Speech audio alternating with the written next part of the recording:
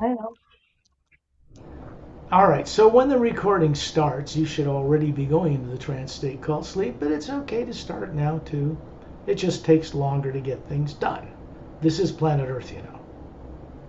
Yeah, Make no mistake about it, it's not a normal planet of human beings by any stretch of the imagination. that's good to know. You know it anyway. Everyone on Earth knows it, they just don't dare say it. Because if you start talking about this stuff and your church doesn't like it and your religion doesn't like it and your neighbors don't like it and your own offspring don't like it and your own family doesn't like it, then it becomes a problem for you, doesn't it? Trying to wake up. Because their fears will get in the way. So generally it's better if people remain silent. Be a channel of the Hue expansion ray while they're on Earth to help change it. That's the way they earn their wings. That's what we're doing on these journeys. I'm not here to entertain you. I'm here to help you become constructive contributors to solving the problems of Earth instead of remaining part of the problem. These journeys involve you co-creatively. If they didn't, they would be worthless.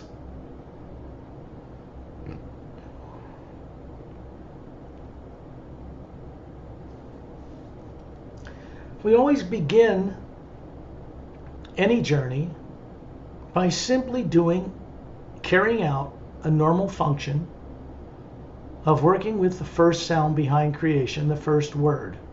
It's not in any books on Earth. I can print it in my books, and I do, the hue. I can tell you where it comes from. It doesn't come from Earth. I can tell you it's not owned, patented, or copyrighted by any group on Earth because it cannot be. Because no one group originated it on this planet. Some of the leaders in China were named Hu, H-U. That was their name. But are you going to copyright their name and say it's yours? Whirling dervishes, Sufis, you know this term. They knew it long before the United States existed, so you can't copyright something like that. Doesn't matter what anybody tells you, no one can own the hue. It is not possessible. You cannot hold it in your hands and say it's yours. It doesn't work that way. It's not physical matter. It's not physical energy. It won't fit in a bank account. It is what we are comprised of, what we are constructed of, what we are as beings. We are made of this same non-nuclear, non-atomic, non-radioactive, non-DNA, non-atomic, no atoms kind of energy. That is the greatest, most vast nature of the energy of the universe. All of the galaxies and the trillions on many levels fit into a tiny thimble of the Hue expansion ray that surrounds all of that, much vaster quantity than the little things that float in it. Electromagnetic fields are created and maintained by silent mentors, not by some machine. The universe is constructed and held together and held in place by silent mentors, the mechanics of creation. They aren't even introduced in any field or endeavor or religion, esoteric or spiritual or religious group on this planet, anywhere. Period. They are revealed through this work. It's important to know this because in your past billions of lives, even you didn't cross paths with them. The Galactic Alliance did half a million years ago, but they haven't seen them since then. Until recently, when Terrellian showed up. He didn't show up at first on Earth. Hell no. He showed up on Zetronomy 1, the governing central world of the entire galactic interdimensional alliance of free worlds, located in the first third of the big bulge of the center of our galaxy, not in the tunnel, the interdimensional doorway that is the axis of the galaxy. It is not a black hole. Human eyes see it that way because human eyes cannot detect higher frequencies of the hue. The Atma sees it perfectly. You, when you're out of your body. It's no problem at all.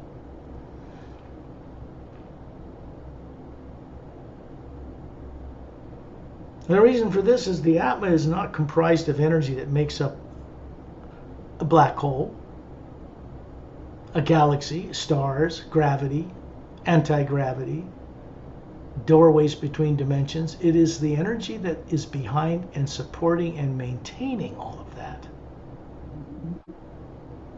Just knowing this helps liberate your consciousness from the stupidity it was subjected to, being born on Earth without your consent. None of you volunteered to be here. Give me a break. What luminous being would choose to be on Earth and say, oh yes, Archangel so-and-so, I would love to come back to Earth and be born as a baby and be dumber than a board and not remember anything. Then I can get it right. No, you can't. How can you get it right if you don't remember all the wisdom of eternity you came from to deal with things and make better decisions on your life on Earth? You can't. So people run around in circles. And it's not necessary. It's not mandatory. It's just belief systems and brainwashing perpetrated by people on people by people who did it to them. It's passed on genetically. It's passed on generationally. And so people remain, for the most part, quite stuck. And yet every person on Earth knows this is not a normal place, and they should know a lot more than they know. They should not be operating in fear. Everybody senses that. Everyone. But they don't know how to get out of it.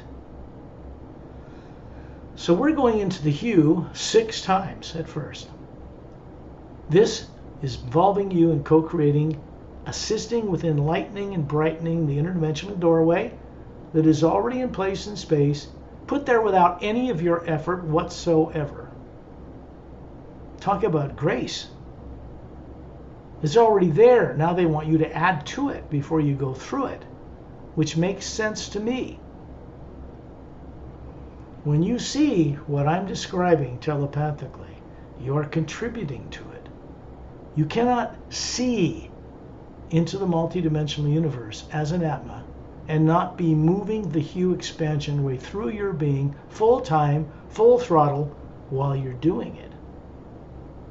We move and travel and live and have our being in the omnipresent living power of the universe. We are made of it. It comes from the center. The power is regulated by Agam Purusha and distributed to the lower worlds. A being does this. Super being, let's call it. You would call Agam Purusha Satnam's boss. Many planes above the Atma plane. Many planes above the Hue Expansion Ray Academy. Now, how are people on Earth supposed to know any of this stuff if they're never exposed to it? Anywhere. Go to any guru in India, they can't tell you about it. Not one of them. What's wrong with this picture?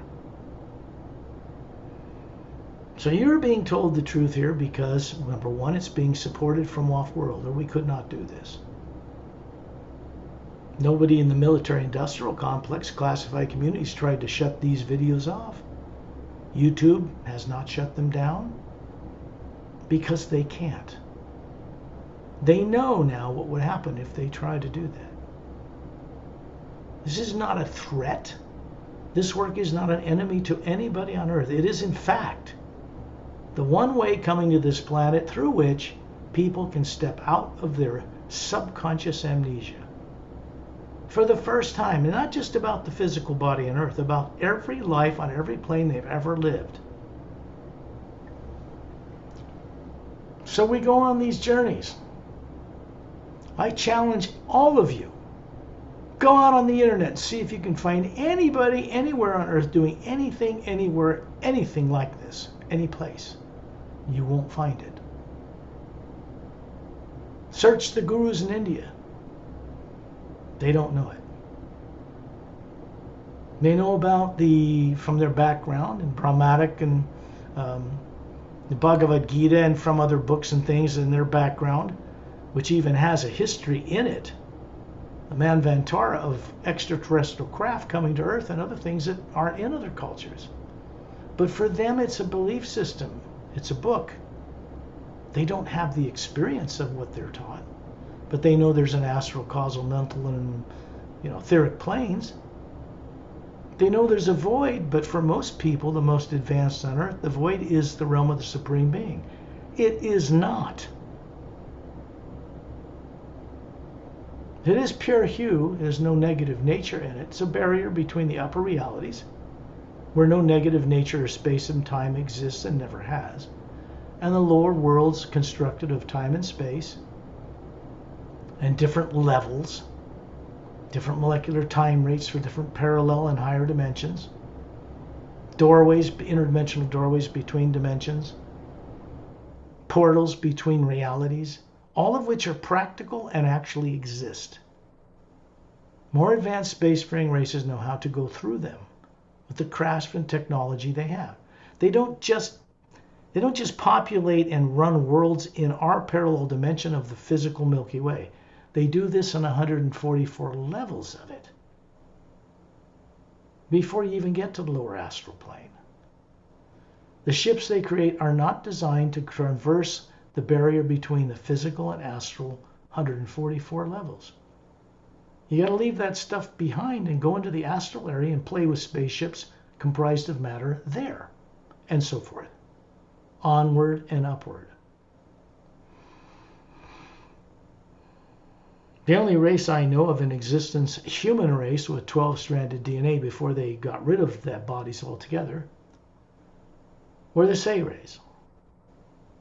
Going back billions of years, making humans and reptilians and greys and tall whites and Nordics and every kind of race and that you can possibly imagine. Brought them up to spacefaring capability in the astral and physical worlds. Their ships could move through both planes. The only race I know of that could ever do that, and that was a long time ago. They don't use ships now. They don't use bodies. So when we rub shoulders with such beings, what do you think is really happening here? Why are you being exposed to such beings? Think about that for a moment. What does it mean? It's just like, hi, how are you? Oh, you're neat. You run the universe. Great. Guess I'll go have a tuna sandwich, Forget about it. That's what most people do. Because of subconscious implants, programs, and fears they brought with them, even before they were caught and put on Earth and stuffed into a body with no memory. Subconscious amnesia and subconscious control mechanisms are ancient history. The misuse of life is ancient history in the universe.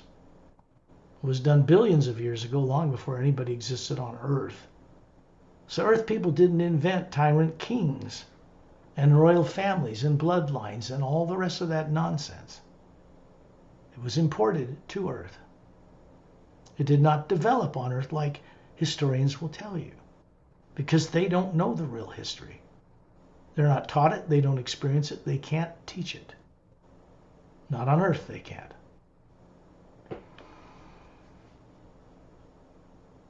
So much is going on that is kept from the public at this point, which is unraveling.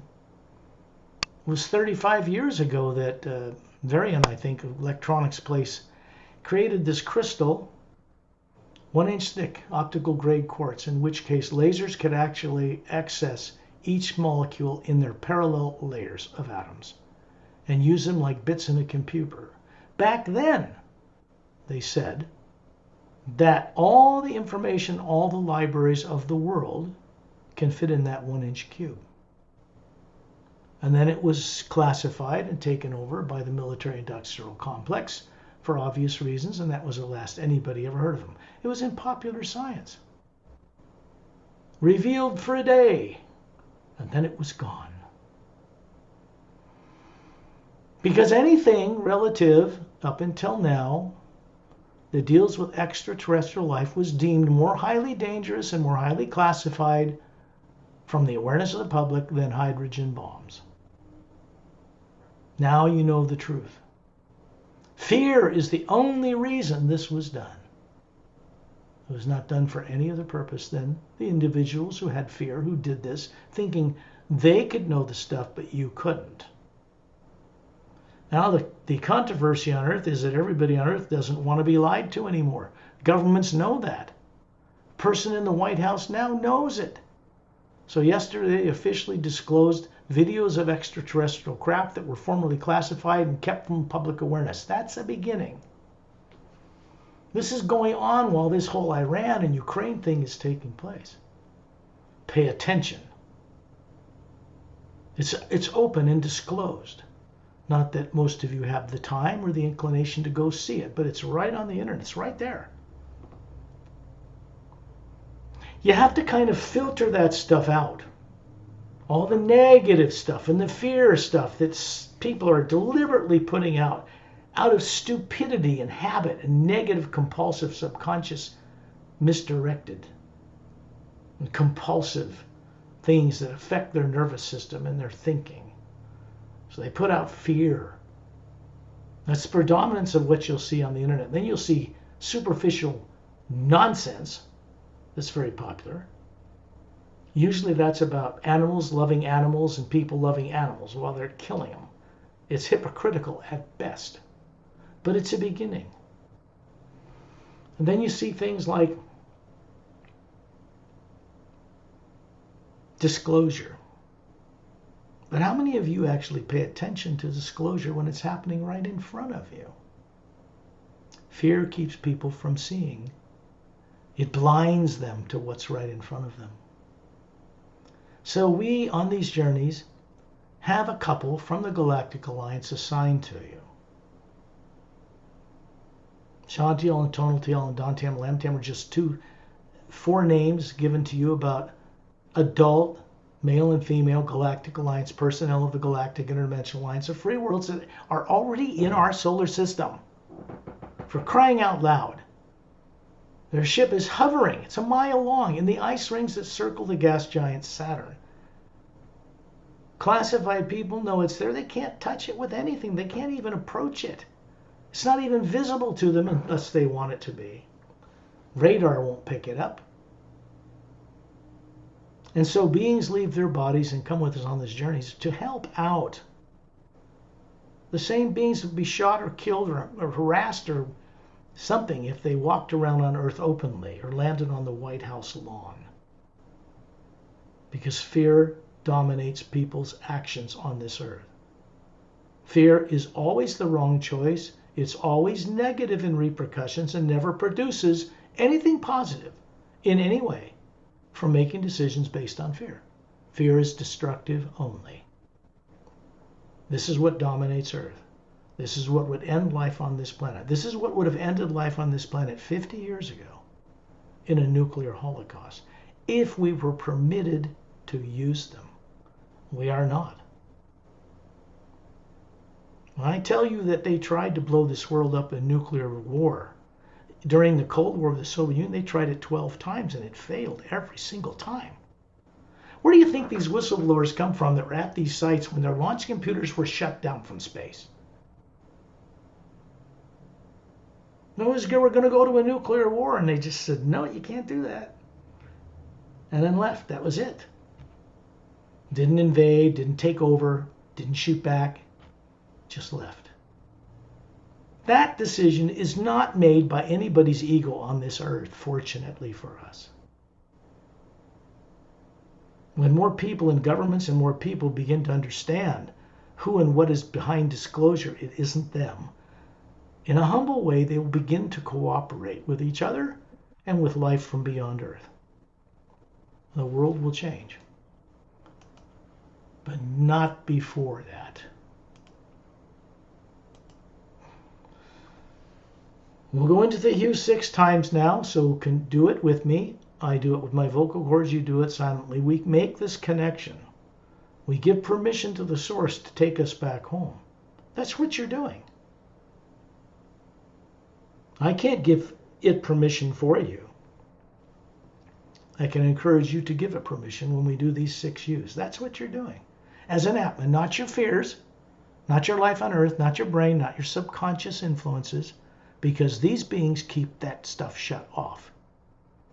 I can't do that. And if I could, it'd be too complicated. I couldn't guide the journey at the same time. So they take over some of this burden.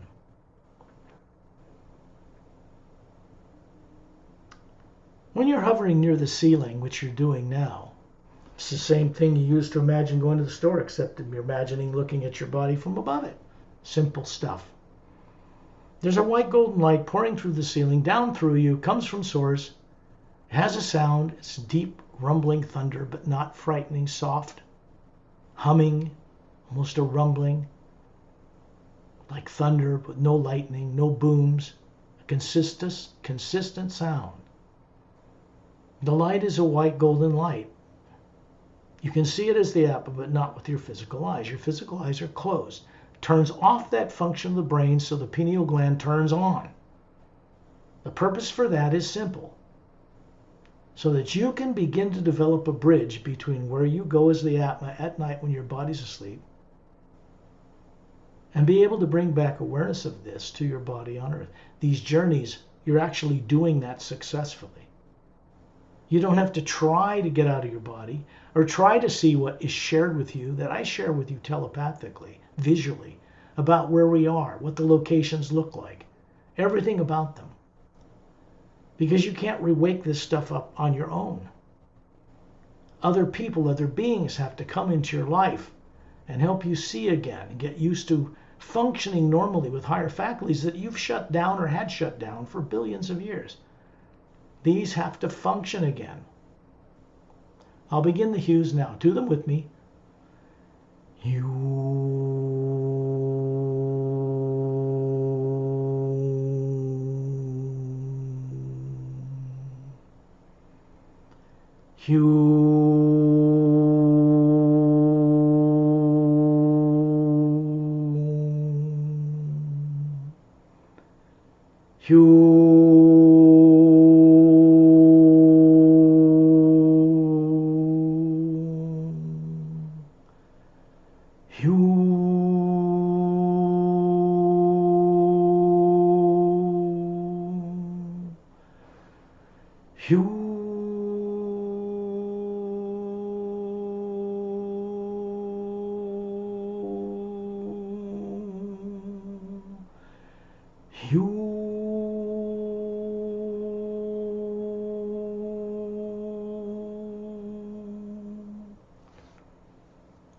This opens a doorway through the pineal gland, the center of the brain.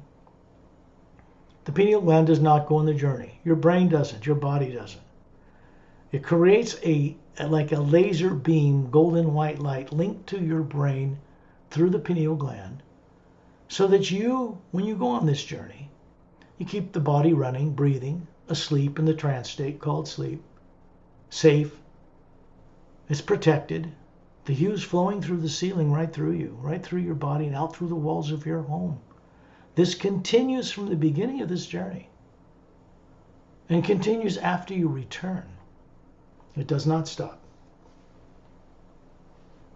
So the hue or hue expansion ray only works one way in creation now. This was not true 10, 12 years ago, maybe a little longer in Earth time. The Hue Expansionary Academy didn't even exist in the upper worlds. It is not a place of time and space. So things were built there on a massive scale. Roadways from white stone, blue stone, snow-covered mountains surrounding a tower. And teaching facilities down these roads in every single direction to the white, sandy, luminous beach. Floating in a cobalt blue space. No stars, no planets, no moons, no suns. Absolutely unnecessary.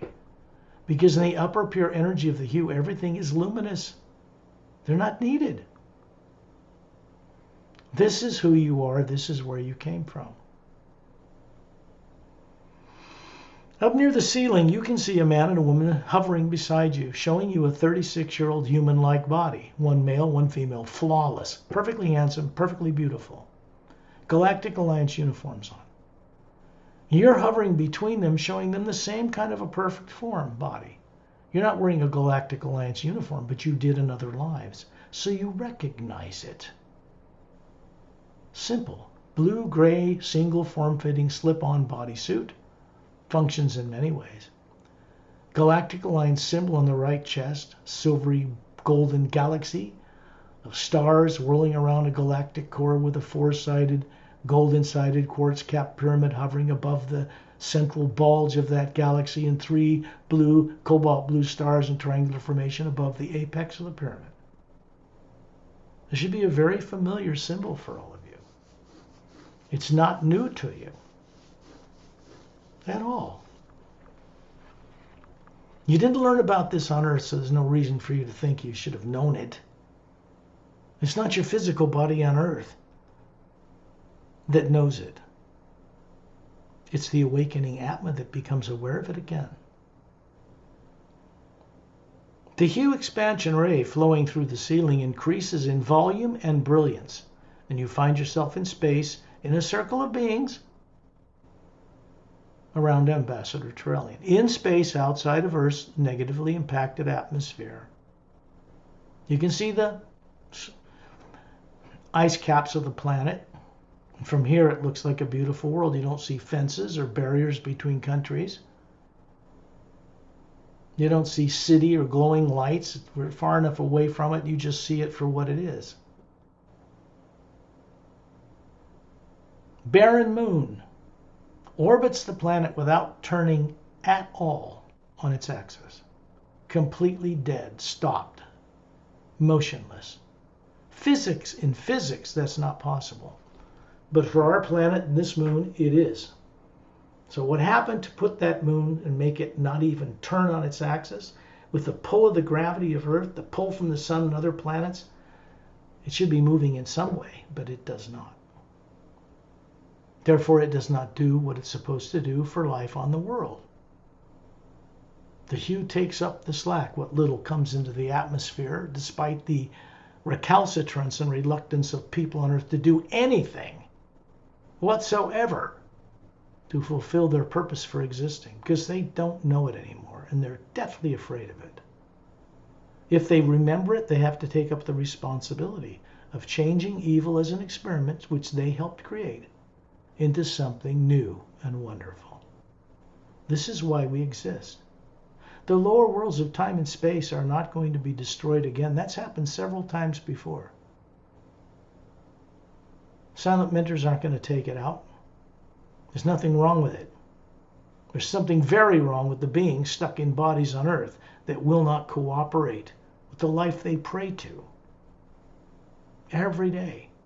They have to actually consciously be not hypocrites anymore and be the luminous beings they've always been, running bodies, not the other way around.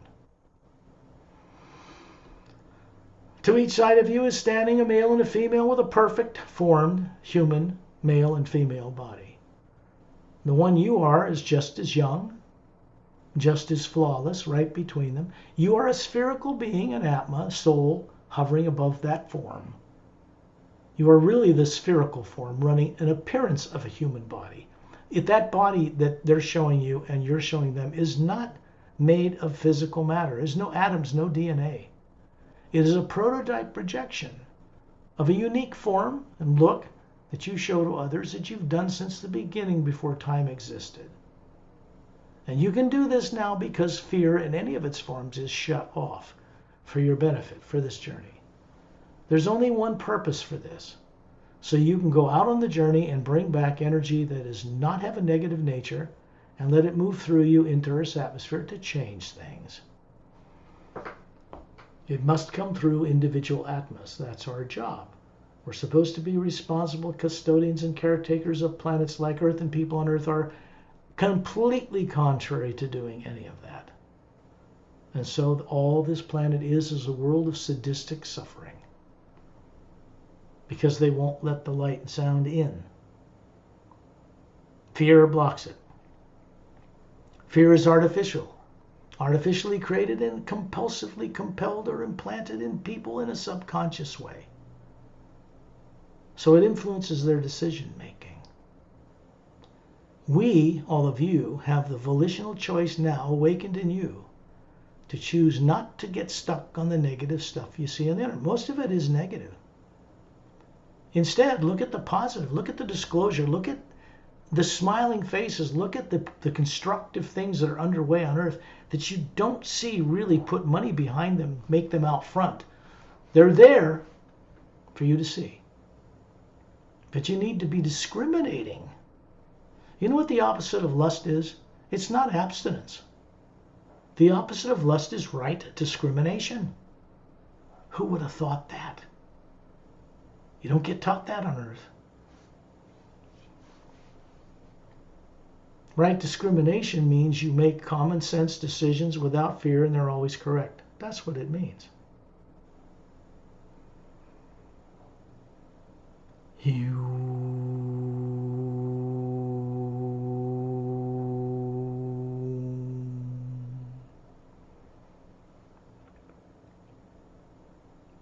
There are other master teachers in this circle of beings around Ambassador Trillian, who is much taller than all of us.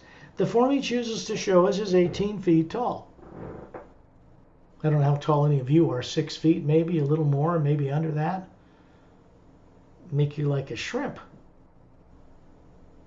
He's 3 times 6 foot tall person, taller. 3 times taller. Wider, bigger, and yet is a projection. It's a human appearing form in a nice white gown, long blonde hair to his shoulders, big bulbous blue eyes, big eyes. Looks like a Greek god, slightly pointed ears. Fist closed, thumbs up, held out in front of him. There's a foot thick white golden light, brighter than the white golden light of the hue in space surrounding them. And it's created an oval, transparent hull, like the hull of a spaceship, around all of us in this circle.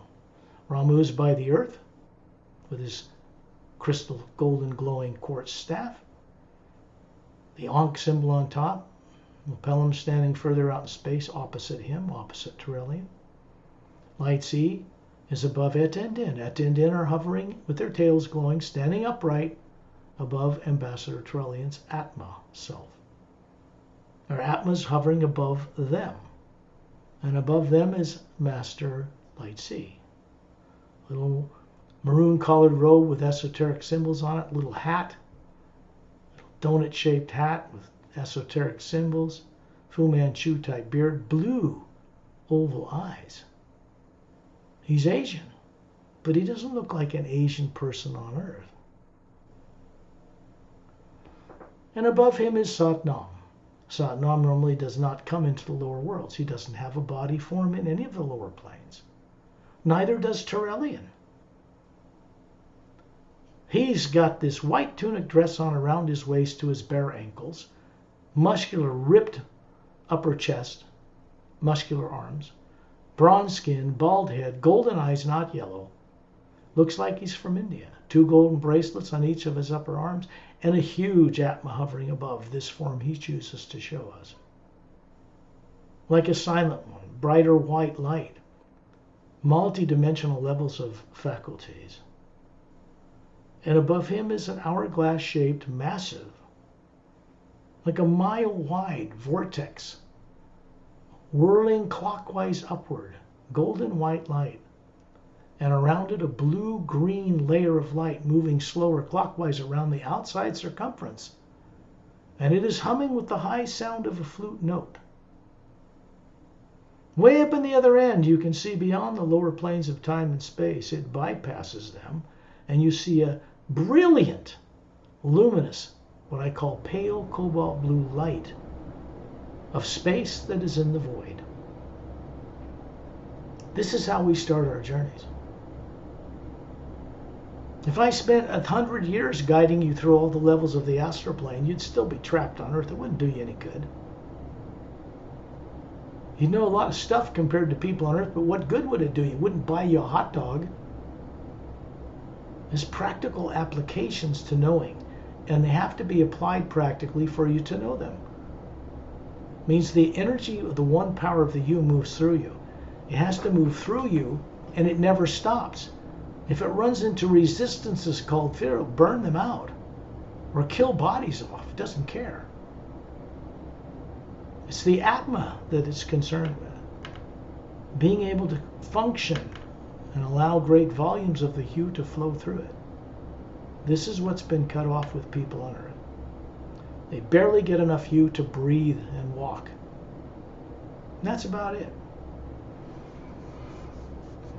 The poor animals on Earth, they are Atmas running those bodies. People on Earth don't know it, or they wouldn't treat animals the way they do. Animals treat human beings, their higher form they must follow, with love, and they get slaughtered for it. This is the way Earth is. It is not a sample or an example of other normal worlds out beyond this planet. People on Earth have no idea about this yet. It takes an increase of the U energy in Earth's atmosphere to bring up the consciousness of people enough to pop their head above the tumultuous ocean waves they're under, to breathe and see the sky and the blue sky and the fresh air, to see things for what they really are.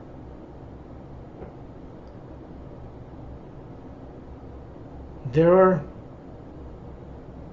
other master teachers around this circle, dozens of them. It's a big circle around Lemriel.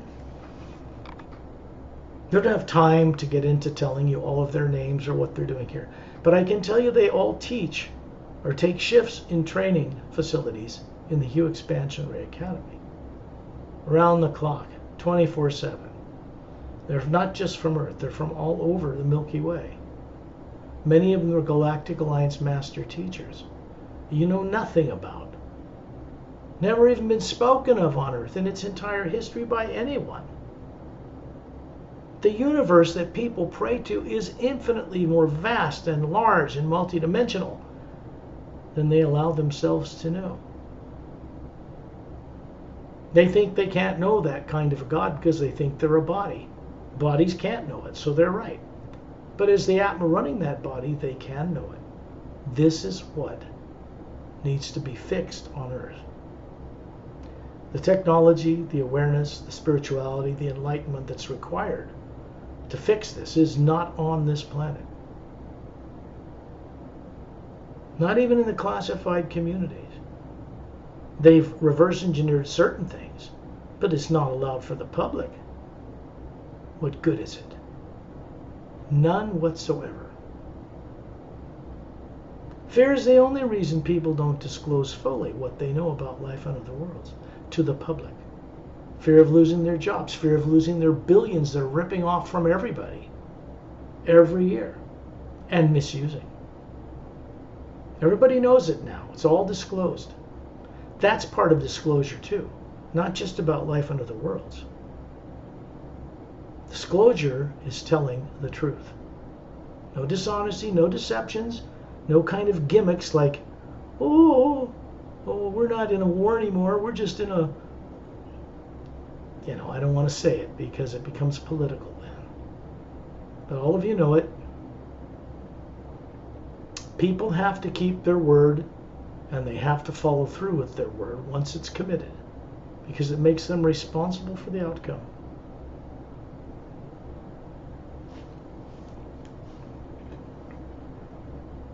It is the slowness of people to react to common sense sometimes that permits things to drag on Earth that are unnecessary to be dragged on at all. Money should never be the reason why anybody chooses to do something on this planet, but it is the reason most people choose to do anything. It's wrong thinking in every way. How do you convince people of this? The only thing you can really do is bring a higher energy into Earth's atmosphere and raise them up in vibration enough for them to see beyond their fears, or get help from people from other worlds that will shut down their fears long enough for them to see it. It's that simple. It really is.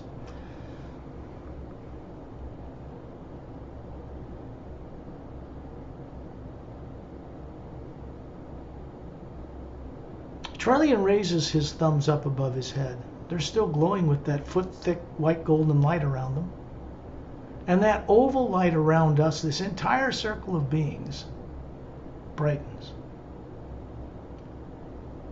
The next thing we know, we're hovering above the Milky Way galaxy in that void of space that is not black or blue, it's white golden light, which is the Atma you see, because this is the Atma that's on the journey, not your body on Earth.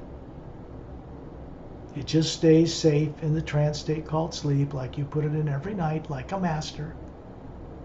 What good is being a master of that if you don't even know you're doing it? Something wrong with that, right? And you can see the Andromeda Galaxy further way out in this blue, golden white light, hovering there. Slightly bigger spiral galaxy than the Milky Way. The Galactic Andromeda Council helped the Galactic Alliance Council 500,000 years ago get rid of reptilians and white-winged ones that were here to try to kill and destroy and eat life. You don't remember any of that? But that was done 500,000 years ago. It was done at a time when Opelum was involved at the inspiration of Ambassador Trellian to set up what is called, from a galactic alliance, the Galactic Interdimensional Alliance of Free Worlds. Meanwhile, on the other side of the galaxy, more than half the planets are under the domain and jurisdiction of the Masters Xentronamus, from Xentronamus race, Donantalus, and Freshunmuntus. These are not Earth names. These aren't even Milky Way galaxy names. All of you have a body, 15 feet tall probably, 10 feet tall, long silver-like hair, big violet eyes, ivory-colored skin, hair to your shoulders, elegantly dressed in gowns or shirts and pants that literally look like an aurora borealis when you move. They're scientists. This race with taller torsos and longer fingers, humanoid, have immortalized their bodies 3.5 million years ago. Not like the Turellian and the Sayrays. They actually control the genomes on the DNA, which are 4-stranded, so the telomeres do not shrink when cells divide. Barring injury and death, they can live at the same age forever. There's no war in any of those worlds. No galactic wars going on. In fact, there aren't any in the entire galaxy. Billions of stars. The most lunatic place on the universe where wars are taking place and stupidity reigns supreme is only on one planet now. Planet Earth.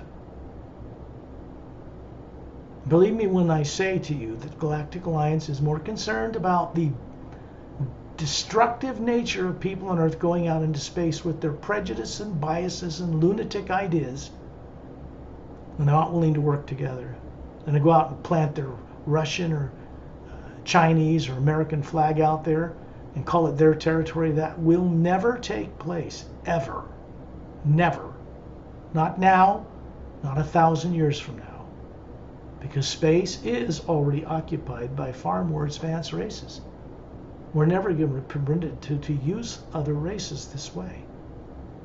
This is a time for Earth people to grow up, wake up, and receive the help from a vast alliance of world systems that can quite literally transform this planet in a day.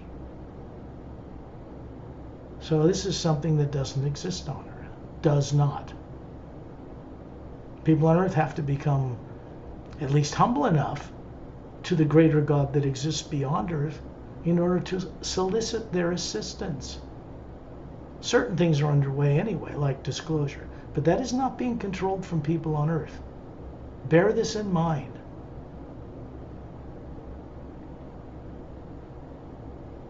The hue, first sound, first word, golden white light of the origin of all life is moving through you. You come from it. You are it. A drop in a mighty ocean of it. This will never change. You're still there in the high reality of the prime creator or source. You never left. So what's all this illusion in between about suffering in different bodies and thinking you're a body and on this plane or that plane? What happened? The truth is, this is about a failed experiment of good and evil that did not do ever what it was intended to do. And we were all involved in creating it. And we're all involved in creating the solution to this problem. There is no escaping this. None whatsoever. We must operate as godly people among the source and recover awareness in those lower bodies and act normally. or suffer. Pretty simple. You're looking down on the Milky Way galaxy, and suddenly we're hovering above planet Zentranomy 1. Zentranomy. Big planet, 4 times bigger than Earth. Lavender and pink clouds, luminous. The water vapor glows like an aurora borealis. But more evenly than that, because that's just excited ions in the upper atmosphere from sun rays. Creates that effect. But the entire atmosphere has a luminosity to it. The golden ocean with golden sands out around these 3 continents, no polar ice caps. 3 planets the size of Earth, no polar ice caps, orbiting this planet with dome cities on them. And they orbit around a trinary star system. 3 suns, trinary. We're hovering instantly through the clouds above a long, white curve, glittering like white formica with glittering flakes of gold. A dome that's translucent. You can see kind of through it. It's not transparent. Thin pyramidal structures, spherical glass-like structures on tripod legs, big 10-mile-long galactic emerald star cruiser on a long oval blue platform out in the countryside in the distance. Waterfalls and lakes, triple and quadruple tiered waterfalls built in recirculating water. There's no negative nature in the atmosphere. The ocean is glowing. The entire ocean around this planet is calm, luminous a foot above the waves, because it's charged with the hue. The master teachers that work with the Galactic Alliance and the Galactic Alliance Council and the trillions of people that occupy the worlds and 450 million spacefaring world systems in this organization is what is out in space. This is all what people on Earth must become aware of someday, or they suffer. We will not be permitted to play among the stars the way we are on Earth, ever. Everybody knows it. Why do you think they went to the moon 50, 60 years ago and never went back? So they told the public. Maybe they were not permitted to go back. Can't take nuclear weapons out in space and fight with other countries on Earth for dominance in space because we aren't the owners of that space. We will never be the owners of that space. Not now, not ever. Never. So Earth has to go through some phenomenal changes, transformation. You're looking at this dome, and we're suddenly inside it in a circle of beings around Lemriel. There's a white shaft of golden light, like a beam, a tube of light, running down through the top of the dome to a stage, about a foot thick, blue, circular stone stage. And there are concentric circles of white leather-like chairs, 15 of them. 5,000 Galactic Alliance Council members standing up in front of these chairs, white gowns, all different races, not all human. White shafts from the upper, a white sash from the upper right shoulder to the lower left hip. Atmos hovering above them. We're hovering there around Lemriel, and they see us. They know we're here visiting. We've been here before, but we're doing it again. So you can be more consciously aware that now the Galactic Alliance Council at the center of this galaxy is aware of who you are. Think about that for a moment. What does that mean? It's not for mindless entertainment, I can tell you that. Lemriel opens a big book, peers under his left arm, pulls it open. It's massive. It's made of a blue-gray metallic thing. He opens it up, and the pages are like metal sheets, flexible. He opens it and lays it open, and it floats in the air in front of him. There are hieroglyphic letters in gold and white light dancing across the lines of where text would be. You can't read it. The white golden light coming down through the ceiling through Turelian is now sending little beams of light from these letters into each one of you. It's turning something on in those fire faculties, the teardrop-shaped faculties, and the different colored layers of the Atma you are. Then we suddenly find ourselves above this world in space, and above us is the wondrous interdimensional portal or doorway of golden white light whirling clockwise. Satnam and two couples of silent menders to each side of him, alternating male and female, with a blue, a green, a yellow, and an orange gown on. Long hair to their shoulders, all different colored hair, each one a different color. Different colored skin color. No facial features. Just where the face is, an oval light, in which you see multiple levels of galactic structures.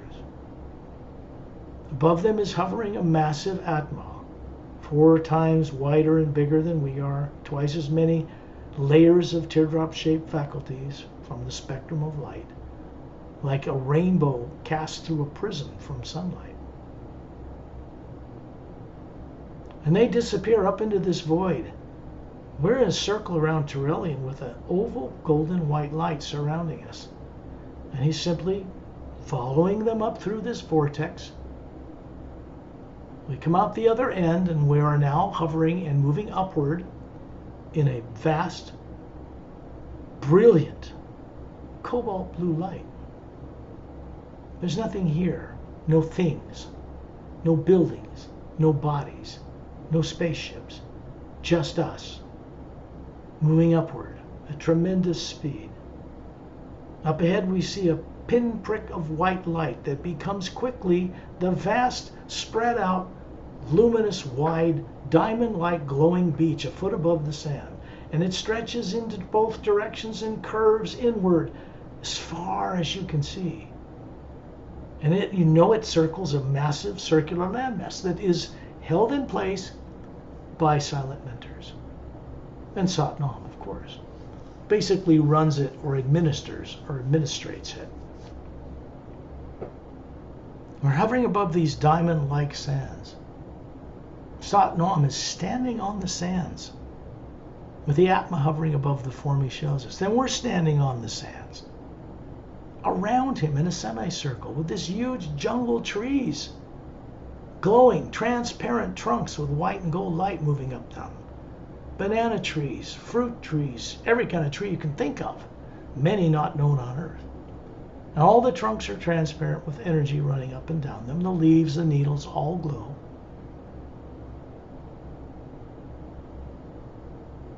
You can see one little spherical polished crystal like a diamond moving up the legs, the feet, one kernel only, right through the form you have here, the top of your head and into the white core of the Atma you are, hovering above this form.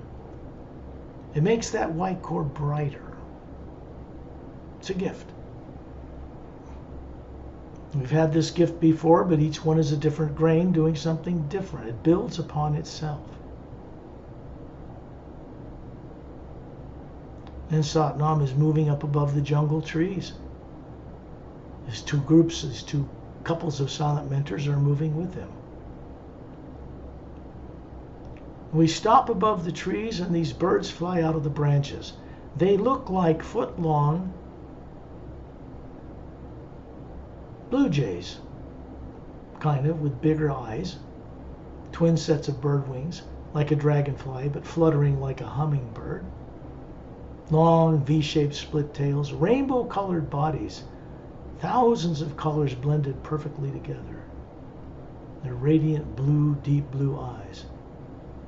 They hover up in front of us, a male and a female, each one of us, and begin to open their beaks, and they sing with human-like vocal cords the sound of the hue on multiple levels.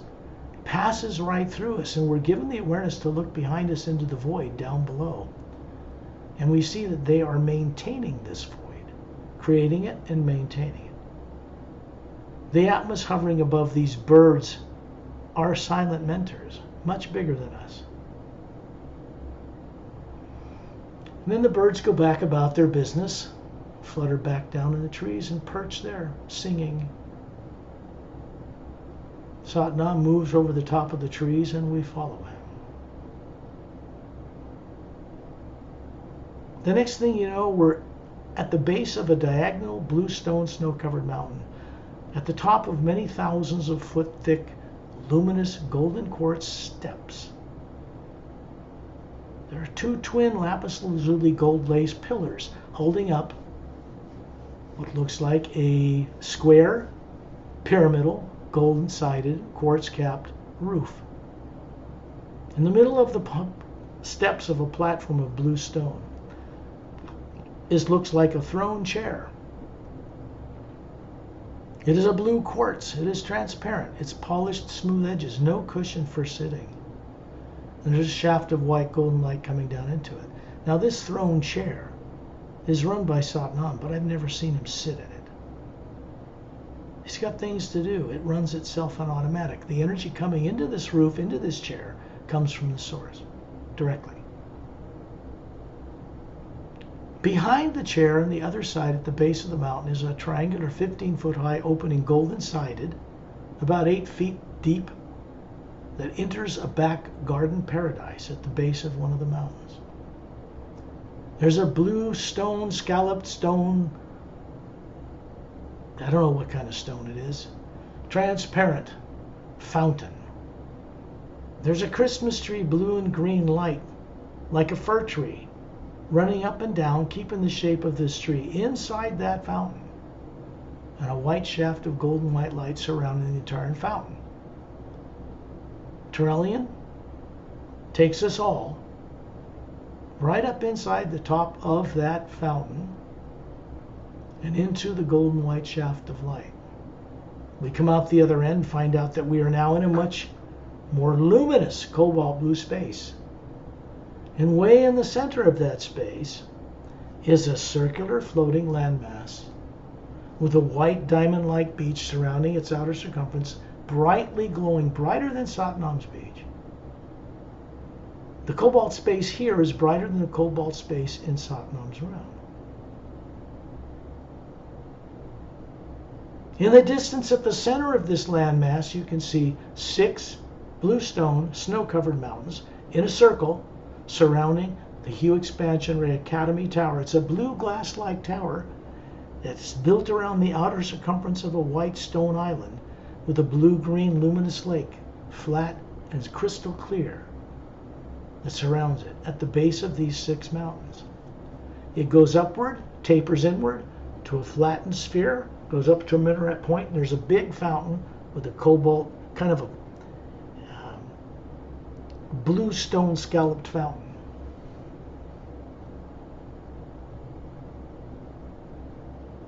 We find ourselves in the middle of the energy running up and down in that fountain, looking out through the curved walls of this 2/3 of the way up administration area.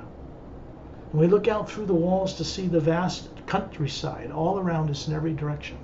At the base of these mountains, we can see from here horseshoe-shaped golden tunnels, out of which extend perfectly formed white stone roadways, like coming out of the hub of a bicycle tire, or the spokes of a tire. And they go out through the countryside in every direction and end at the luminous diamond-like beach. Down every roadway, left and then right and then left and right, are clearings with different teaching facilities. The beings that came with us, some of them, dozens of them, simply move away and go into some of those clearings to teach. They just got a ride with us.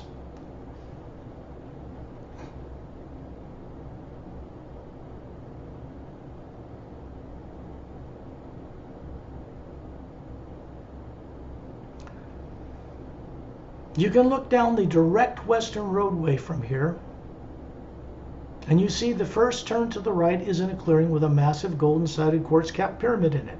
Botanical paradise around it, of course. A kind of slightly S-shaped blue stone luminous pathway that goes to 2 round, semicircular blue glass doors in the side, flat side of front side of the pyramid. That is Light C's teaching facility. He is the custodian or guardian of this. inside it, where we're now standing on a foot-thick golden glowing quartz floor, in the very center of this pyramid is a massive tree, silver golden tree, like a fir tree, perfectly formed, transparent golden white light running up and down the trunk. It is a direct interdimensional portal. The roots are massive. They go down and disappear into the quartz floor beyond sight. The top of the very tip of this tree touches the inner point where all four sides of the pyramid come together. It's 100 times larger than the pyramid in Egypt. That is called the Tree of Life. And we're going to go into that Tree of Life because Lightsey, standing there hovering by us, is pointing to it. So he goes and enters the trunk. We follow him. We come out instantly at the end of the western roadway. And we make the last turn to the left into a clearing by the white luminous beach. We can see out in the distance offshore, clear curved dome covering 3 golden-sided quartz-capped pyramids surrounding a single blue scalloped stone fountain with this fir tree blue-green light moving up and down it, the shaft of golden white light. And there are 12 of those that surround the outer circumference of the Hue Expansionary Academy. But we're turning left into this clearing. And in the clearing you see 3 structures. The first one is a rectangular building on the right. It has oval, horizontal, upper and lower, several down one face, a rectangular building in which you can see other planets. It's like a lens, a portal, and 2 on top. And there's these circular doors made of a blue glass, luminous.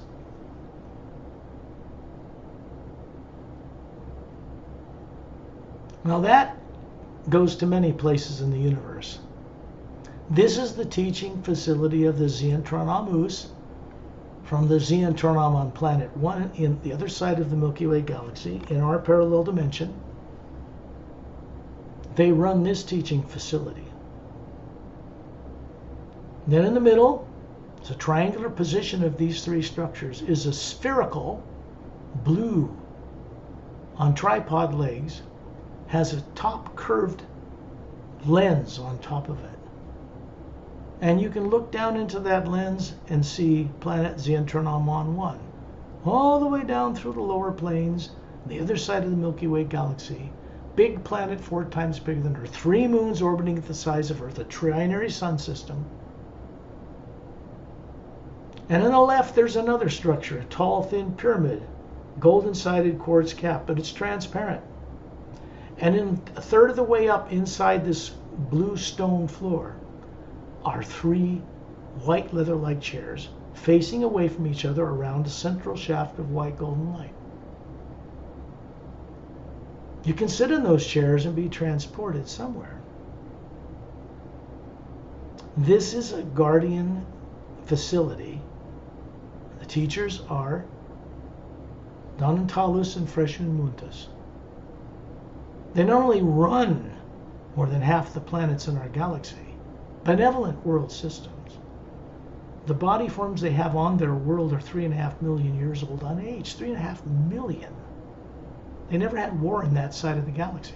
The war that ended 500,000 years ago took place in the Galactic Alliance side of the galaxy.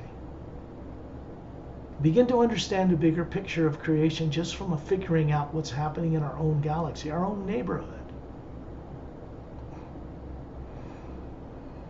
And then suddenly, Satnam, and this oval light around us, goes right down through the lens of the top of this spherical building in the center of the 3.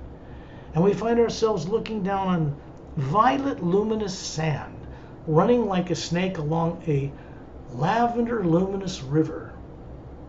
In the background are mesas, plateaus like you'd find in Sedona, Arizona. In between, a curve in the middle of them is a dome covering a city. This is Xiantronomon 1. And the group of us with Turellian are walking with our feet on this luminous, radiant pathway just ahead of us, coming toward us, is these 10-foot tall beings, ivory colored skin, violet eyes, slightly pointed ears, silver colored hair to their shoulders, longer necks, longer fingers, longer torsos. But they are and do have Say race DNA in them, just like we do. They're just far more advanced. Then you see these two standing on their own homeworld, pointing out in space, because in the daytime you can see the 3 moons the size of Earth that orbit this planet. And they have no polar ice caps. You can see a white shaft of golden light coming down into the dome city in the great 10 miles away in the distance. We're suddenly moving up inside it. We come out this lens in this dome-shaped building on tripod legs, all the way up in the U Expansion Ray Academy, in the last training facility down the western roadway in a clearing to the left. And then we see this shaft of light coming down into the U Expansion Ray Academy tower, way in the center of this massive circular floating landmass, and we're suddenly moving up it. When we come out the other end, we are moving through 1, 2, 3, 4, 5, 6, 7 planes. We're coming out into the fiery realm of Agam Parusha. We are in a realm that's all fiery and moving and violent violet light and lavender and orange and red and purple and green swirling around us everywhere. It is the raw power of eternity. This is where a single being, a huge white, luminous, multicolored, multi-layered being, runs and distributes the power of eternity from the ocean of sound and light, prime source or prime creator above us, regulates it down through interdimensional doorways, through such portals or genetic concentric generators, like the center of a galactic core or axis, which is what they are. It is how the worlds in higher planes create and maintain the worlds in the lower planes. It's practical. In the distance, this being, as he approaches us, introduces himself as Agam Parusha. He welcomes us here. When I first met this being, I asked if I could be his friend. Guy's got to be, I don't know if he ever has emotion like loneliness, but who's going to deal with a guy that deals with the raw power of eternity? Who would want to befriend him? Well, I did. So we've been friends ever since. It's the kind of thing that can happen on your return home. He points in the distance. You see a tree appear out of nowhere. It is massive. It's 1,000 miles high. Roots that disappear in the fiery light out of sight. Top of this tree, you can't even see it.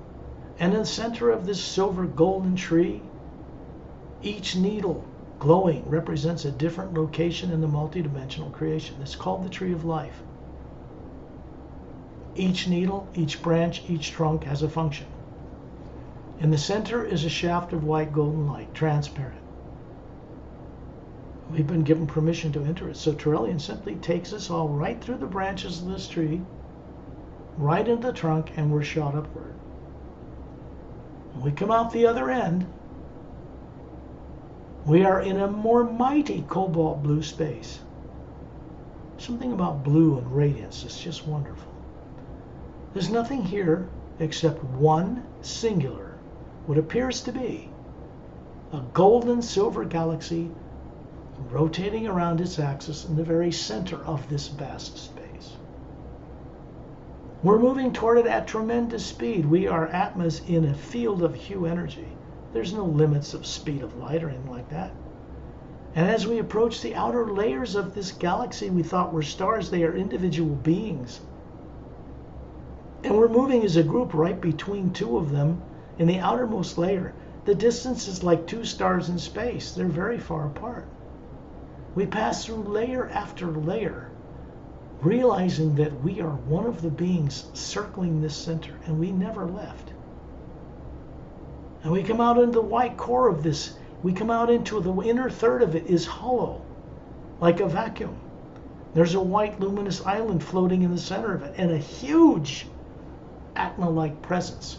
Thousands of layers of teardrop-shaped, multicolors, colors you can't see in the spectrum of light on Earth. The sound is a deep humming, the tone of a high note of a flute. A sound like millions of bees with a consistent hum.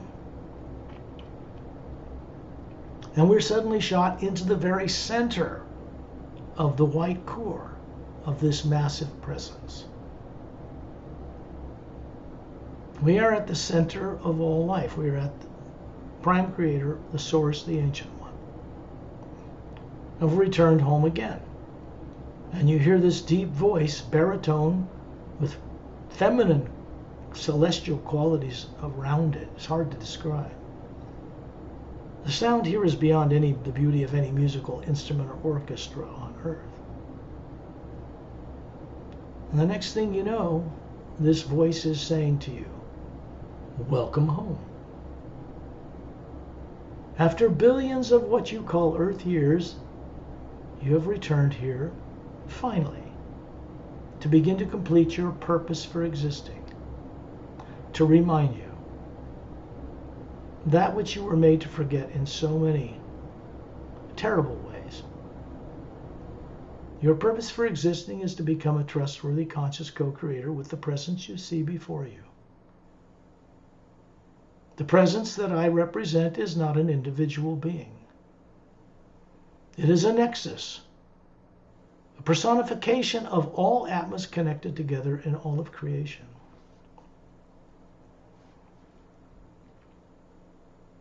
This is the place where you would experience what is the beginning of what is called on Earth, in certain esoteric groups, God realization. There's no individual on the throne here you can worship. That is not permitted here. You cannot worship the center. You have to experience and respect it. Worship won't do it. So you're here respecting yourselves, all the life that's represented here, the source itself, and then you're returned. Otherwise, your physical bodies on Earth would stop working. This realm is too far disconnected or far away from what you call life on planet Earth, in the physical universe on that world. There's a flash of brighter light, and we find ourselves suddenly hovering offshore beyond the end of the Western roadway, hovering above a clear, crystal clear dome, one of 12, that's just floating out there in the cobalt blue light. There are 3 golden-sided quartz crown pyramids down in the center of this one dome, surrounding a fir tree-like blue-green luminous light that's always there, showing the presence of what looks like a fir tree, and every needle has a function, and a cylindrical shaft of white golden light coming down into it. Hovering to each side above this dome is one male and one female silent mentor. Blue gown, green gown. Long blonde hair, long brunette hair. No facial features. Luminous oval light for a face, in which we see the structure of the multidimensional creation. Hovering above them is an Atma 4 times bigger than us, twice as many teardrop-shaped layers, covering more than the spectrum of light on Earth can show you. And they are grinning at you. They have their right hand up. They aren't doing anything to you except the hue expansion ray is passing down through the Atma they are, and passing down through each of you, going into this fountain, down the bottom of the fountain, and all the way back to Earth.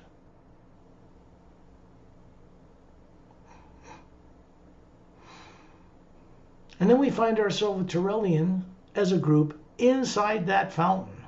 We can see out through it, and we see this fir tree-shaped light whirling around us. And we're shot downward in a spiral at tremendous speed. The next thing we know, we're hovering in space around Tyrellian by planet Earth with its polar ice caps and barren moon, single sun. Then we're hovering above our bodies back on Earth. We are accompanied by this Galactic Alliance couple. We are 3 spheres. We each show each other these forms that look perfect, about 36, not made of nuclear material, not DNA. The couple smiles at you and vanishes. The next thing you know, you can see inwardly that they are getting their bodies up out of egg-shaped blue cushioned chairs and blue carpet aboard one of the lounge areas aboard the Emerald Star Cruiser, mile long, that's stationed in the ice rings that circle the planet Saturn right now. You see, the energy we brought back with us from Source, whatever that gift is, we rub shoulders with silent mentors on one side and master teachers on the other. It moves down through us, through the bodies that are asleep in the trance state, out through the walls of your home. It connects to 3 pyramids that have manifested on Earth and are turned on and running. 2 are at the bottom of Earth's deepest oceans. 1 is at the bottom of the Atlantic. 1 is at the bottom of the Pacific. Highest level classified people know they're there. They can't do anything to them. They're not made of physical matter. 1 is hidden inside the hollowed out interior of a mountain in the Himalayan mountain range. There are fountains in all 3, and they are projecting. A beam of energy comes down, and we're bringing that energy with us. Goes down into these fountains. The statue of Satnam in each one is a device. And it beams 3 beams out into space where they connect. And that more massive beam is projected all the way in space into our solar system to a more massive pyramid floating stationary between 2 stable asteroids in the asteroid field that circles in the orbit of what was a planet long ago called Maldek, which was blown apart to become the asteroid field circling the sun. The beams go into a fountain there and project it all the way to the very center of the Milky Way galaxy, to a golden white shaft of light that runs up through its center. And it's sent upward all the way back to Source where we just came from. And it never stops moving. It only moves one way now, folks. We are back, so when you're ready, you can open your eyes and waken your sleeping body.